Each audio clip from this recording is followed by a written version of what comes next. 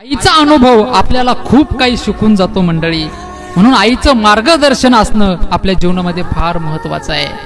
अनाथाची माय असलेल्या सिंधुताई सपकाळ त्यांच्या जीवनामध्ये घडलेला प्रसंग आहे बघा. एकदा सिंधुताई एसटीने प्रवास करत होत्या. बसचा प्रवास म्हटल्यानंतर डोक्यावरती एक गाठोडं होतं, हातामध्ये माईचं दुसरं गाठोडं होतं आणि बसला खूप गर्दी होते. अशा गर्दी असणाऱ्या बसमध्ये सिंधुताई चढत होत्या आणि तो सगळा चित्र एक लांब उभा राहून आबा खडे नावाची एक व्यक्ती बघत होते. ही सगळी परिस्थिती त्यांनी सिंधुताईची बघितली आणि त्यांच्या मनामध्ये त्यांना वाटलं, अरे अनाथ लेकरांचा सांभाळ करणारी ही आई आणि या आईला एखादी स्वतःची हक्काची गाडी नसावी का.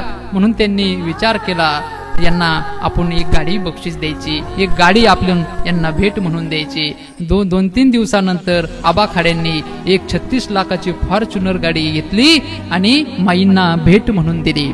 त्यावेळेस माईंनी त्या आबा खाड्यांना सांगितलं, बाबा तुम्ही मला 36 लाखाची फॉर्च्युनर गाडी गिफ्ट दिली, या गाडीवरती नाव हे तुमचंच असलं पाहिजे, तुमचं नाव या गाडीवरती टाका. त्यावेळेस आबा खाडेंनी सांगितलं, माई मी माझ्या आईला विचारून येतो. आबा खाडे घरी गेले आणि आपल्या आईला विचारलं.